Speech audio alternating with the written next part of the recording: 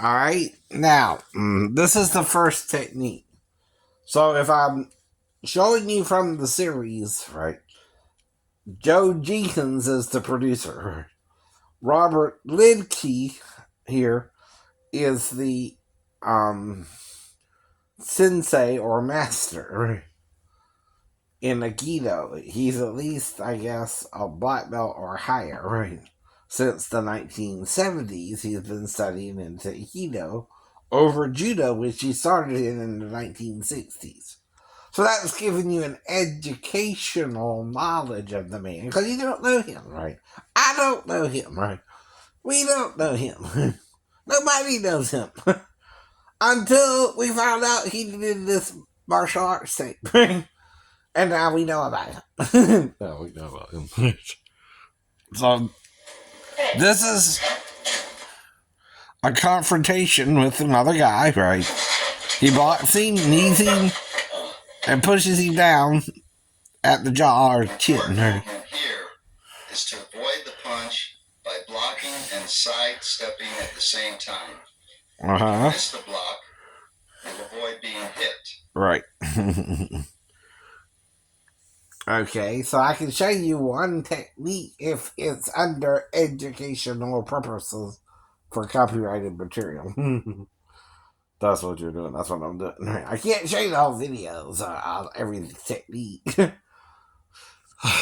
Then I take notes, right?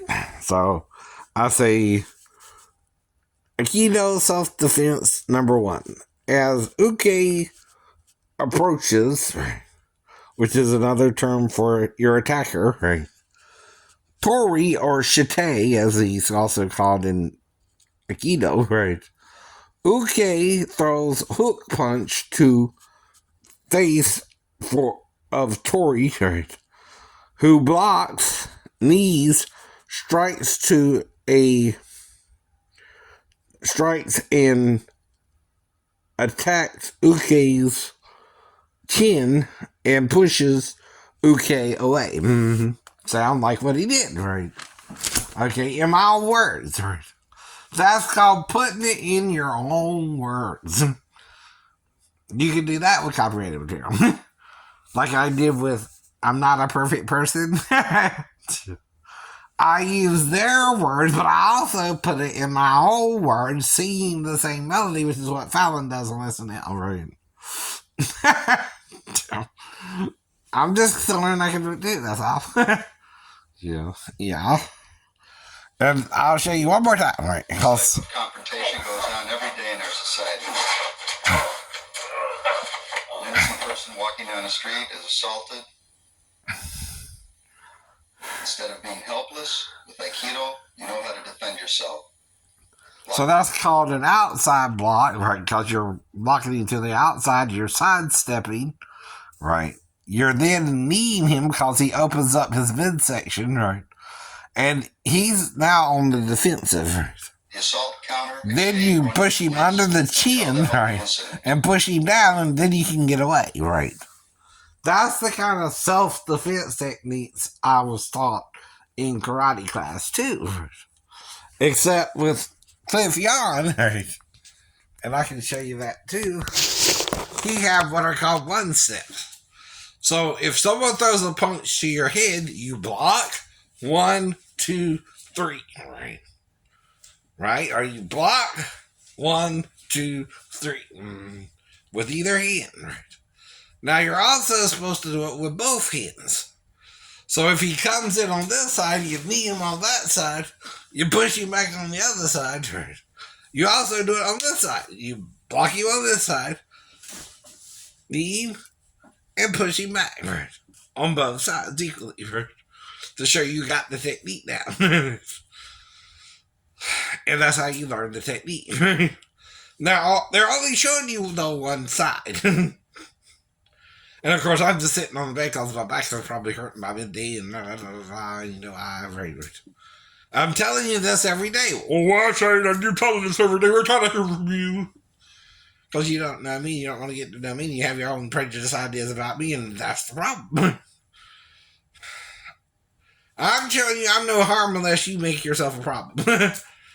Like Will Smith said, don't start nothing, they won't be nothing. Usually that's the case with most people.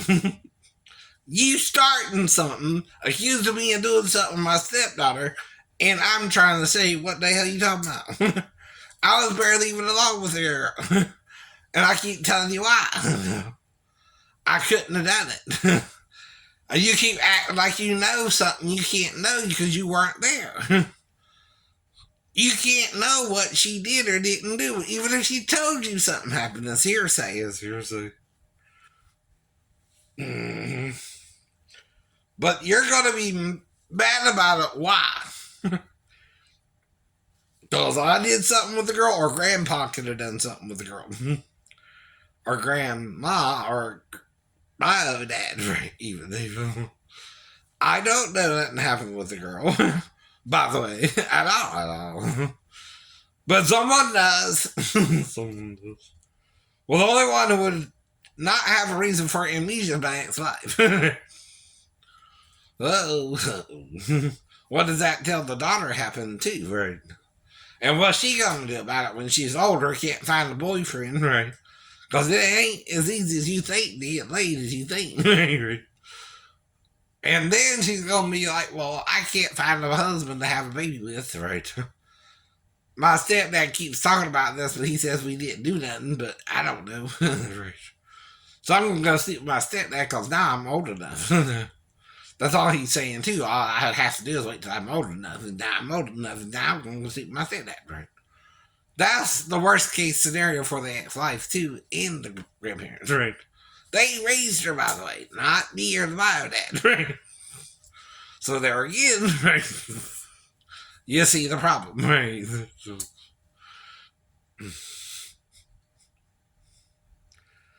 And I know at the time I didn't even lick her because I know the ex-wife was there, right? Whatever I'm doing with her, I'm doing something for a different reason than what they think I did something with her with. But you have to coach her to tell you what happened, right? And you're focusing on me, not if she was with someone else or did it with someone else, right? Now, most people know, though, if you get into a fight with your wife, where does the husband usually sleep? On the couch. On the couch. Everybody knows that, right? Right. Is that strange or unusual? No. No. If your wife leads you straight into Tennessee, the most logical place for you to sleep after that, if she acts like there's nothing wrong, right, when she gets back, right, you're going to sleep on the what? Couch. You're giving her a little space because you don't know why she left you stranded in the first place. She's making something up. Right. To have left you stranded in the first place. And you can tell if the only reason she can give is I'm speeding through the mountains of Tennessee and she's worried about it, right? Well, honey, if you're that worried about it, why we going and we have to be back by Monday, right? At least I do. At least I did. Now, that's called failure to communicate if she's there for 2 weeks and I can only be there till Monday, right? On her part. On her part. Not on my part. By the way. And there you have it. Right. That's what I'm doing now. What I used to do. Right. And like I said, right, I can show you more, but it's not your dojo. I learned that. It's Cliff Young's dojo. Right. I'm not here to teach you his karate. That's for you to go to his school for. That's what he taught me. Now, I'm not even really qualified to teach his stuff. But I can teach Akido stuff, because I got a 3rd degree black belt in Akido. I got a 2nd degree black belt in Kimpo, so I might teach a little Kimpo. Right. But mainly, what I'm supposed to teach is what they taught me and give me permission to learn and teach myself.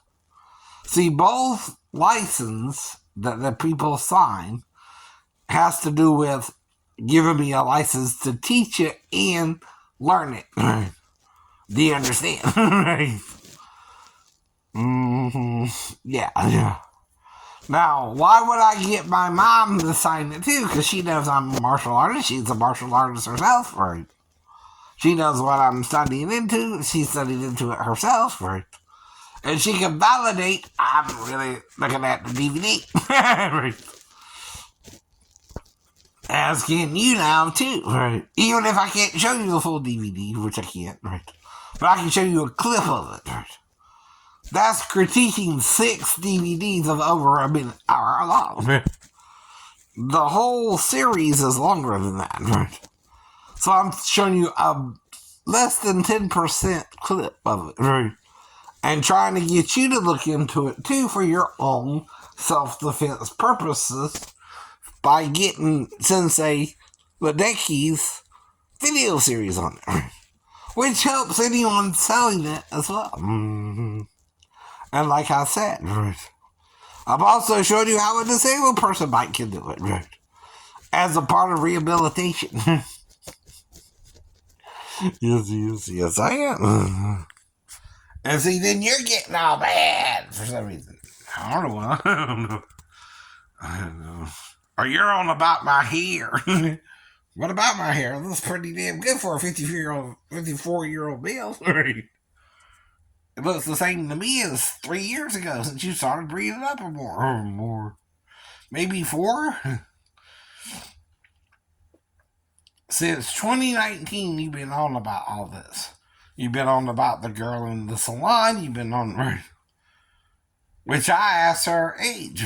She said 37, so someone's lying. It's either her or you or both. See, if you two lie to me, and if Georgia at the age of consent is 16, you're dealing with a different set of laws. Not California laws, not New York laws, but Georgia law. They might handle that differently if I'm trying to find a wife or a girlfriend, versus how someone in California or New York would handle it as a sex crime against the minor. Well, in Georgia, you could consent at 16. She's only a year younger, technically. And I'm not going after her to have sex with her. I have had premarital sex with women before. You know that, right? So if you let a 15-year-old girl lie to me she's 37, how am I supposed to know? You don't know. I don't know, right? You have to let her, though, seduce me, because I'm not going to make a move on her. No, you're giving me your opinion of what happened. You didn't see what happened. You're lying. You weren't there. You're putting 2 cents in for a pound, right? And you don't know what happened. You don't even really know if we had sex with or not, nor do I, nor do you. Not saying we did 100% or didn't, but she knows really what happened. Over what I remember. Which is us doing the nails mainly. Right? But I also know it went over an hour, and ain't going to go an hour unless you're talking about sex. Whether you did it or not, that's the part I don't remember. I know. But you know I don't remember that too. Right? And you can't admit to it, because that's admitting to why you blacked me out was he lied about her age, right, to me, and misrepresented herself to me herself. That's not on the individual to make the other individual tell them the truth. Right? In Georgia law either. That's called perjury when someone lies about something. That's a capital offense. Right? That's the capital offense. Well, it is one, and it is one. Sex with a minor is a capital offense. But I know that if the minor had told me she was 15, I wouldn't have even tried to have sex with her. She knew that, didn't she? Is that why she told you she was 37? Right. Not because she wanted to really be with me, but because she didn't really want me around her. Right? That's different too. That's spite sex on her part. Not mine, not yours. But I forgive her and I move on. Right?